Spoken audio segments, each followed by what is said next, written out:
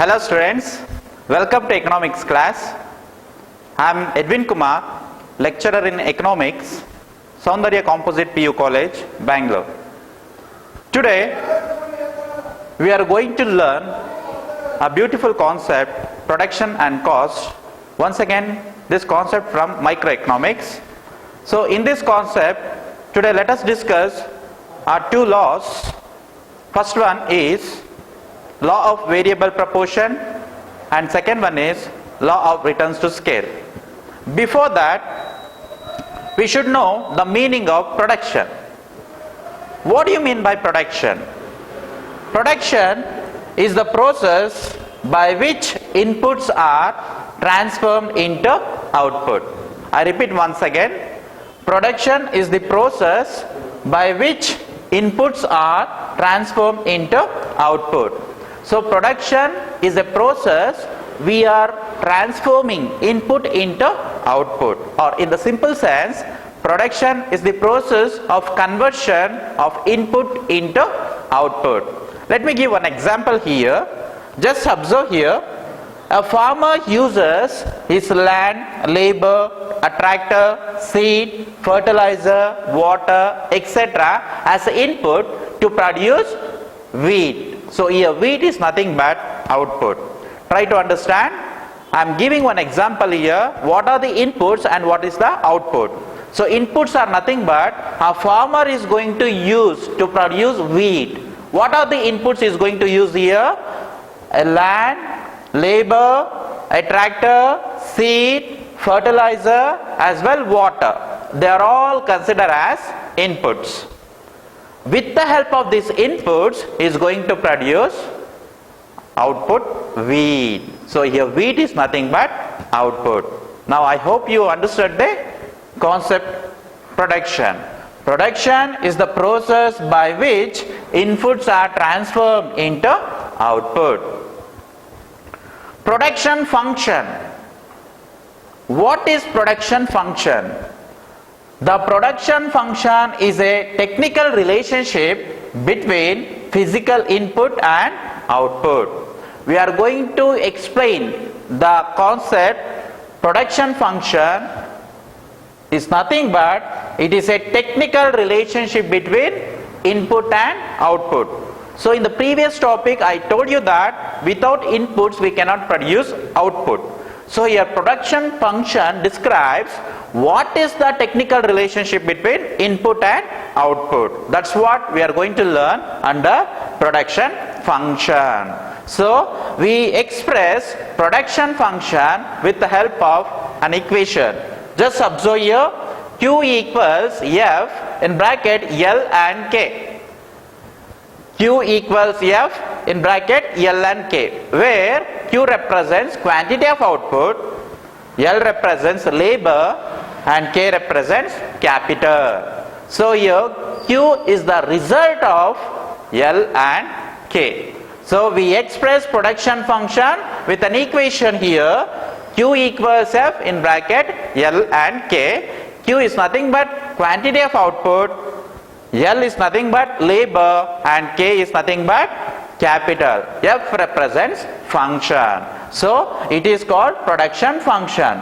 So it is the relationship between inputs and output. So you take industry as well as agriculture, we use any kind of techniques or technology to produce the goods and services. So that is why here I am saying here it is a technical relationship between input and output. Factors of production. So factors of production are the inputs needed for the creation of a goods and services. To produce or to create any goods and services, we require factors of production, are nothing but inputs. Just observe here, there are four factors of production: land, labor, capital, and organization. There are four factors of production: land, labor, capital, and organization. They are all called as input we use to produce the goods and services. Next, the concept of short run and long run analysis of production. See, we can produce goods and services in two terms. One is short run, another one is long run. We should know very carefully this concept. It's a 2-mark category question you may get in the examination. So, short run and long run. What is short run and what is long run? Short run is the period in which some factors are fixed and some factors are variable. Keep this point in your mind. In short run, it is the period in which some factors are fixed and some factors are variable. In short run, we cannot vary all the inputs. We have to keep some inputs as fixed or constant. Only few variable inputs we can vary. So only few inputs can be varied.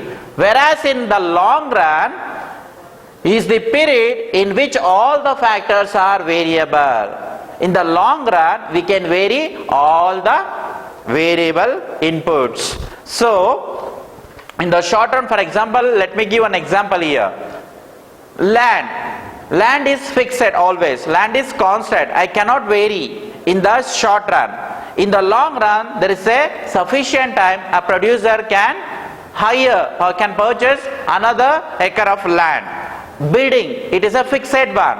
In the short run, I cannot increase the size of building. But in the long run, there is a sufficient time he can construct one more building to continue or to increase the production. Second point, in the short run, production can be changed by changing only one variable factor, keeping other factors constant. Listen carefully. In the short run, production can be changed by changing only one variable factor. Here land is fixed, sometimes capital is also fixed. We can vary only one factor variable. It's nothing but labor. Through increasing labor factor, we can increase the production in the short run. What about in the long run? Long run is the period in which production can be changed by changing all the factors. So land, labor, capital, everything we can make changes. Based on the changes, we can increase the production level. So that is what, there is a lot of difference between short run and long run. Just observe here, third point. Example, law of variable proportion. In the short run, we are going to learn, we are going to discuss one theory. The theory is nothing but law of variable proportion. It is the best example for short run production analysis. Whereas in the long run, law of returns to scale. In the long run, there is one law, the law of returns to scale. So this is what we are going to learn in long run. Next, law of variable proportion. In bracket is a short run production analysis. I told you, in the short run we are going to discuss one important law, the law of variable proportion. It's the best example for short run production analysis. So first we should know the meaning of law of variable proportion. Before that, this law of variable proportion was introduced by an economist, Edward West. So this law was introduced by an economist, Edward West. He defines in his own way what do you mean by law of variable proportions.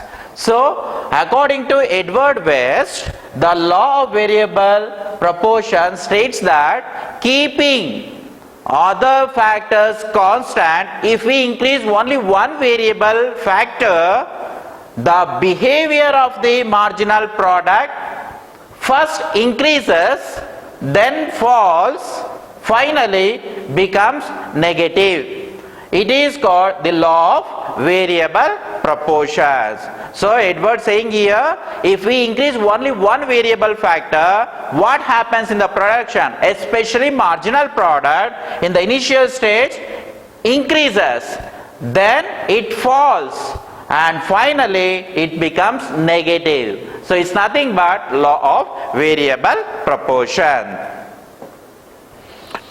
This law of variable proportions will perform in three stages. Namely, the very first stage is increasing returns, second stage diminishing returns, and third stage negative returns. So don't get confusion. We are going to learn the law of variable proportion in three stages. The very first stage is increasing return, second stage is diminishing return, and the third stage is negative return. You just observe all the three stages we can see with the help of a table, a schedule. Just observe here, I have taken land as a fixed factor, only 1 acre, capital as a constant factor, I have taken 10,000 rupees, but you just observe here, three different colors. The very first color, red, represents the very first stage, increasing returns. Green, second green color values represents diminishing returns, and the last one, black color values represents negative returns. Now let us see all the three stages individually one by one. The very first stage is increasing returns. You just observe the table here. Marginal product increases, total product also increases, but at an increasing rate. Average product is also increases. Here I am taking land as a fixed factor, even capital is also as a fixed factor, but I have taken labor as a variable factor. What we learned in the meaning of law of variable proportion, keeping other inputs constant, increasing only one variable input, the product, especially marginal product, will be increasing, second stage diminishing, finally it is negative. Now carefully observe here, marginal product is increasing, 5 to 6, 6 to 7. Total product is also increasing, but at increasing rate, 5 to 11. The difference is 6 here, 11 to 18. The difference is 7. It is nothing but the TP is increasing at an increasing rate. Even AP also increasing, 5, 5.5 and 6. It is the very first stage of variable proportion, increasing returns. Second stage, diminishing returns. Same, just observe a marginal product.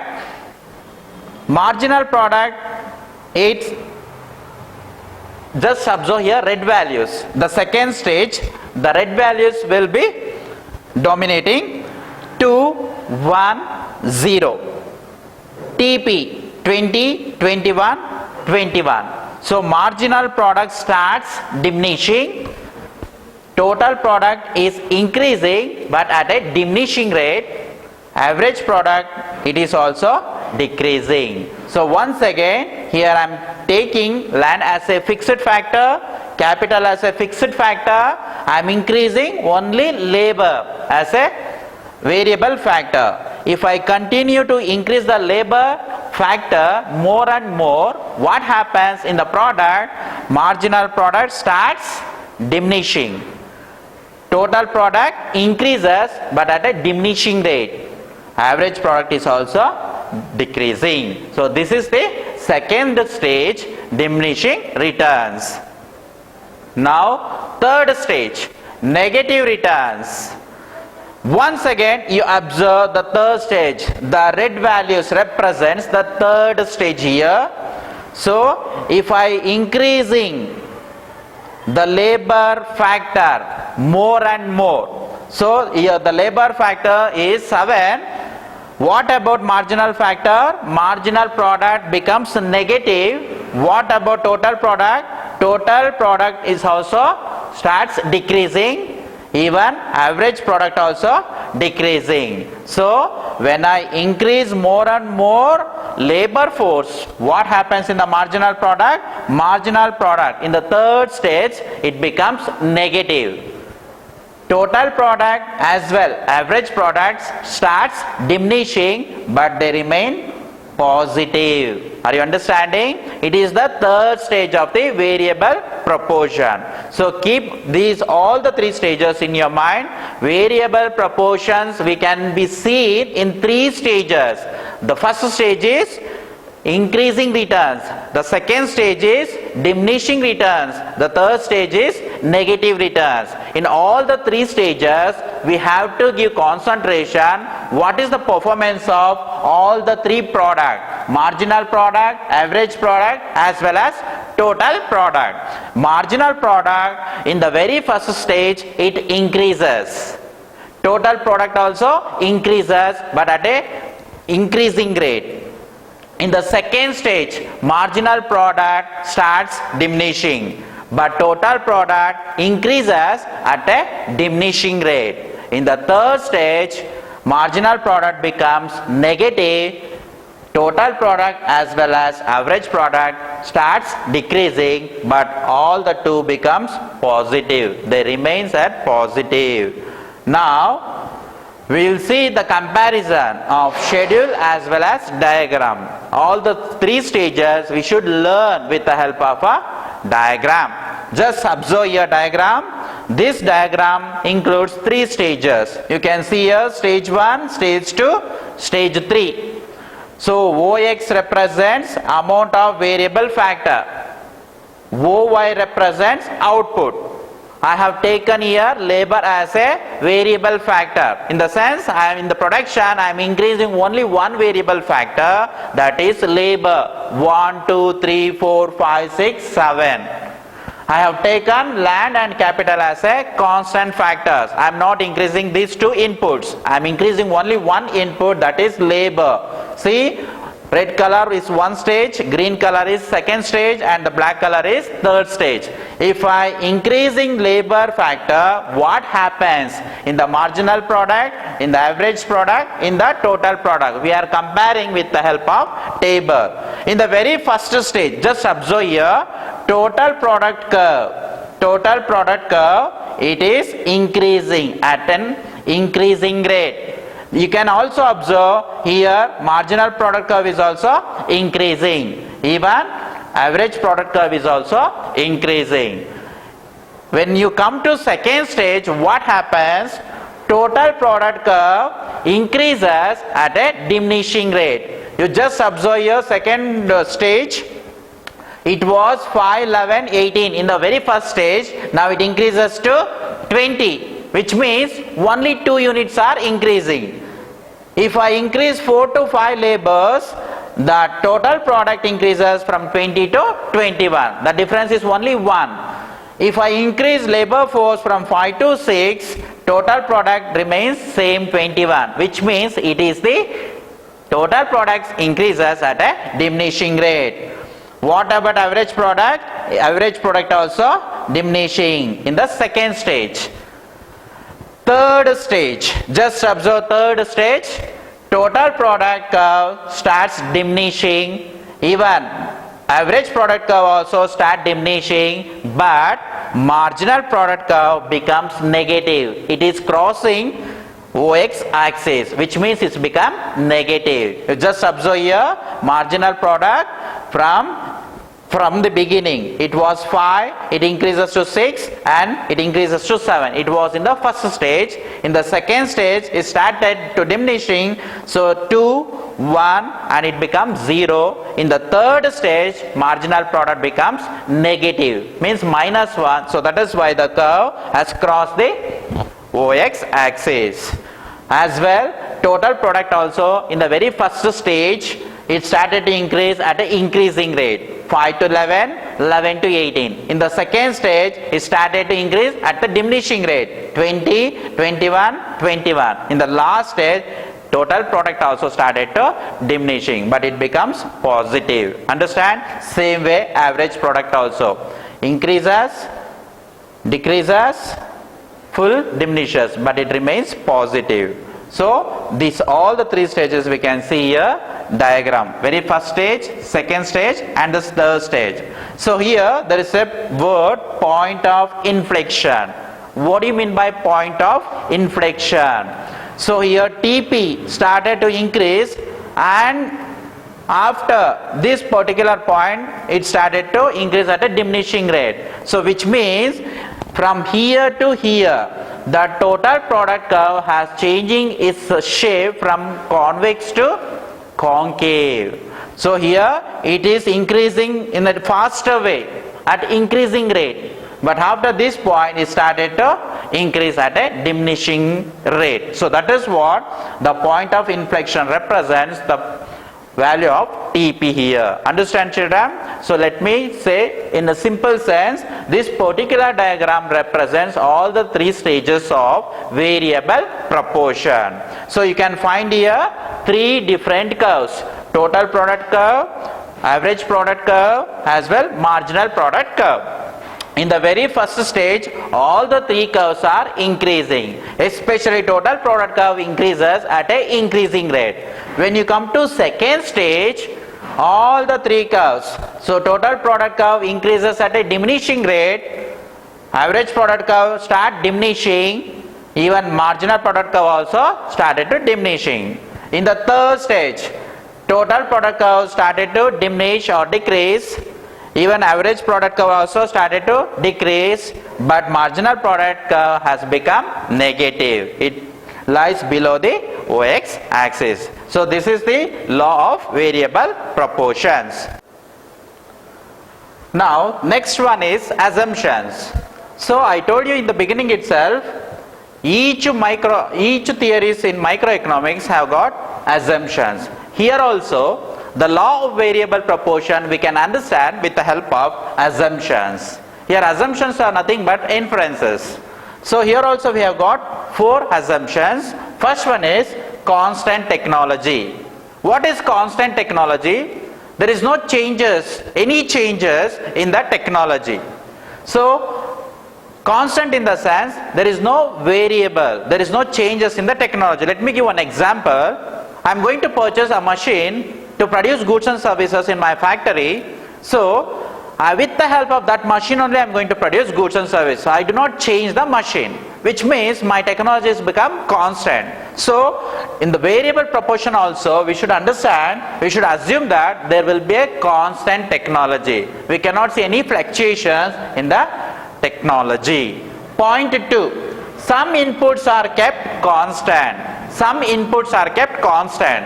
So in the diagram, in the table we have seen that two inputs, especially land, has become constant.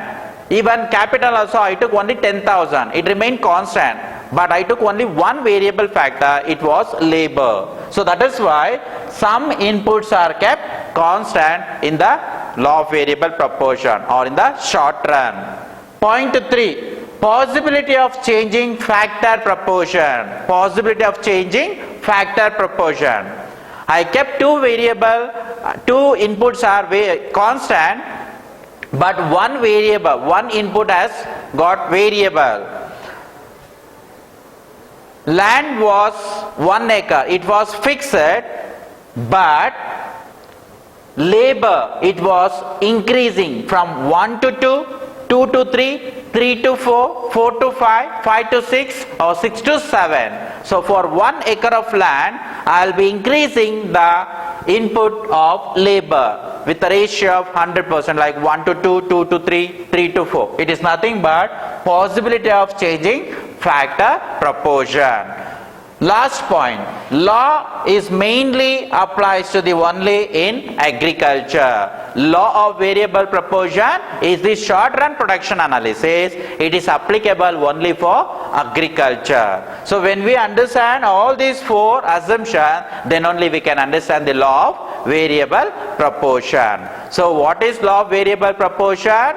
Keeping all the factors constant, if we increase any one of the variable factor, the behavior of marginal product initially increases, then starts decreasing, ultimately or finally it becomes negative. So we can observe the behavior of MP in all the three stages. First one was increasing returns, second one diminishing returns, and finally third one was negative returns. So this is the law of variable proportion. Now next, another theory, law of returns to scale, long run production analysis. So in the beginning I told you that there is a two different periods. One is short run, another one is long run. In short run, we discuss the law of variable proportion. In long run, we are going to discuss the law of returns to scale. What is long run? The law of returns to scale describes the relationship between inputs and output in the long run. So in the long run, we can vary or we can change all the inputs. Here all the inputs we can change. So with the changes of all the inputs, how we are going to produce the goods and service, that's what we are going to learn in this particular law of returns to scale. So keep this meaning. Law of returns to scale describes the relationship between inputs and output in the long run only. In the long run, all the inputs are variable. Production can be changed by changing all the factors. So a producer has got sufficient time in the long run. He can increase, he can changes all the inputs. With the help of variable inputs, he can produce the goods and services. When all the factors are increased, proportionately output changing differently, change in output divided into three stages. Here also we can observe three different stages. When we change all the inputs, if all the inputs are variable, the production also performs in three different stages. So we'll see one by one. There are three possible types of returns to scale. First one is increasing returns to scale, IRS, constant returns to scale, CRS, decreasing returns to scale, DRS. So here also we got three different stages. One by one we'll see. So first one, increasing returns to scale, short IRS. A proportionate increase in all the inputs results in an increase in output by a larger proportion is called increasing returns to scale. When we increase all the inputs, in case or if all the inputs are variable, what happens? The production increases or output increases by a larger proportion. What does it mean? It means if all the inputs are increased by 100%, output will be more than 100%. I am increasing 100% of inputs, my output will be more than 100%. To understand this, you just observe, you just see here a table. In the first column says labor and capital. I have taken inputs as labor as well as capital, 1 to 2, 2 to 3. What happens in the output? If there was only one labor or capital units, my output will be 10. If there is increase in labor as well as capital from 1 to 2, what happens? My output will be increasing 10 to 20. The difference is 20. If I increase labor and capital to 3, my output will also increase to 30 to 60, which means there is a difference 30. Now see the percentage here. When I increase labor and capital to 2 units, my output will be increased as to 200%. When I increase my labor and capital to 3 units, my output also increases to 200 to 300%. So it is nothing but the output also increases by larger proportion. That is what increasing returns to scale. Next, constant returns to scale, CRS. A proportionate increase in all the inputs results in an increase in output by a same proportion is called constant returns to scale. So in case if I increase all the inputs, my output will become same or same proportion. So it means if all inputs are increased by 100%, my output also will be same 100%. See example here, I am increasing my labor and capital units from 1 to 2, 2 to 3. My output, what happens here? 10 to 20, 20 to 30. What is the difference here? 100, 100, 100. So which means my output level is also equal to my input level. So it's nothing but constant returns to scale. So once again, a proportionate increase in all the inputs results in an increase in output by a same proportion. He is called constant return to scale. Third one, decreasing returns to scale. A proportionate increase in all the inputs results in an increase in output by a less than proportion is called decreasing returns to scale. So, in the third stage, if you start increasing more and more labor and capital, what happens? So, your output will become less. So, it means if all the inputs are increased by 100%, output will increase by less than 100%. Just observe your example. I am increasing labor from 1 to 2, 2 to 3, labor and capital. Output what happens? 10, 10 to 18, 18 to 16. Of course, we can see here increase, but ultimately it is lesser quantity. See the percentage here. When I was using 1 unit of labor and capital, my production was 100%. When I increase to 2 units, what happens? My production decreases to 80%. When I increase to third unit of labor and capital, my production becomes, or output becomes 60, which means increase in all the inputs results in an increase in output by a less than proportion. So lesser quantity is nothing but decreasing returns to scale. All the three stages we can see with the help of diagram. In the long run, we have a law of returns to scale. In the long run, there is a possibility to increase all the inputs. Means all the inputs are variable. When we increase all the inputs, the output will perform in 3 different stages. The first stage is nothing but increasing return. You just observe here R to C. This point represents increasing returns. Here production is increasing. From C to D, my production is constant. Whatever you increase the inputs, your output will become equal to inputs. It's nothing but constant. There is no increase or decrease of output. So that is why the second stage is called as constant returns. In the third stage, you are started to increase your input, though there is a decrease in the output level. So from D to S, this particular third stage represents diminishing returns. So this is the law of returns to scale.